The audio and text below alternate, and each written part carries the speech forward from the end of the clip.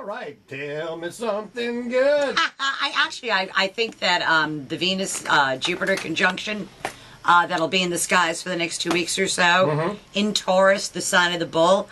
I think that bodes well for USF.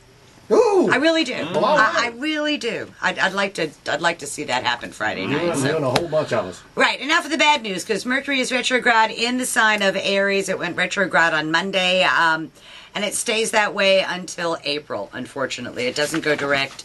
So we have 3 weeks worth of bound to be done over again, bound to be repeated in Aries and Pisces until April 4th. So for Pisces, since that's the sign they're in, it affects their money. And it's sort of like they've been trying to get an answer to a financial thing. They've been trying really hard to get it. They get a yes and they get a no, and then they get I'm not sure, and it's a back and forth thing. And they really won't find the answer to their financial situation to where they can believe it until the middle of April, unfortunately. Oof. Yeah, I know, and nothing worse than when they fool with your money, man. For Aries, Mercury is retrograde in their sign, and Aries have to be really careful with their words. They have to be careful that the words that they say are really reflective of the words or the ideas or thoughts that they mean. If anybody's likely to be misunderstood, it is likely to be an Aries, so they have to be particularly careful about things that they say and things that they write.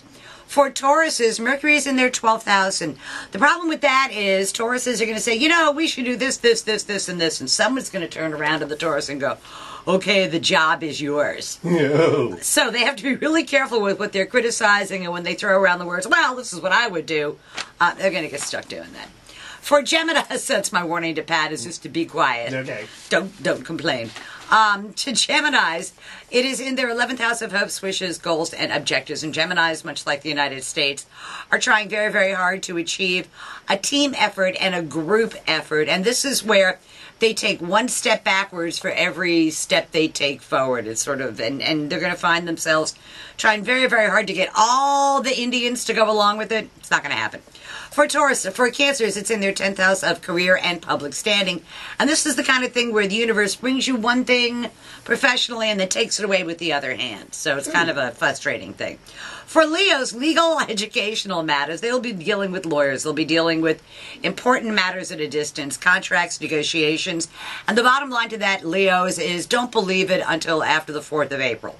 Okay. Kind of feel things out, but don't sign anything, don't write anything in stone, because it's bound to change. All right. For Virgos, same thing as Pisces. They've got money problems, and this is not the Virgos' income. This is other people's resources. Their partners' resources are in a flux. And to Virgo, I say, wait until after the 4th of April so you could really do a spreadsheet and have real numbers to deal with, because right now it's like, who the heck knows.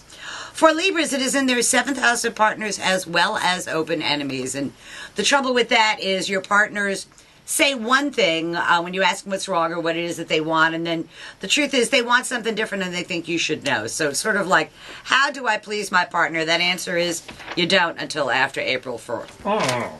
For Scorpios, it is in their 6th house of work, and Scorpios are trying very hard to nail down a work situation, to make their day-to-day work and responsibilities flow easier. And it's sort of like they start a bunch of projects, can't finish them all, and end up behind the power curve on all of them. So try not to bite off more than you could chew for Scorpios. For Sagittarians, they have the best time with this, because who doesn't want to do fun things over again? And it's amusement, sports, children, pleasure. Sagittarius, I think, have the very best time with this particular energy, because okay, I'll do that. Baby girl's having a birthday today. Oh, how fun. Yeah. Is she finally off the dole? I'm going up to Gainesville to see her today. We'll bring lots of money with yeah, you. Yeah. Because that's what they like. For Capricorns, it's in their 4th house of home, and Capricorns are trying very hard to limit their work projects at home. They want to beautify their home environment. That's the kind of thing when you paint one wall and you touch another wall and it needs painting too. Yeah. So you want to be real careful and limit the projects at home if you can to something you can actually accomplish. And for the last signs, Aquarians, it's in their 3rd house of day-to-day living, and it's sort of like they have to worry about spinning their wheels and backtracking, try and come up, because they're going to get more things on their plate than they can possibly deal with at one time, and they're going to be in a hurry to get to the next thing on their plate, and that's the kind of thing that gets you speeding tickets and in trouble with the law, and you end up missing an I or not crossing a T. So Gotcha. That's that kind of stuff. So that's tomorrow's news today. for the 12 signs of the zodiac, and Whoa. that's Mercury retrograde. Oh, thank you, ma'am. And go Bulls. Well, yeah, you Yeah. betcha, and we'll see how it goes next week when you get back in here. Exactly.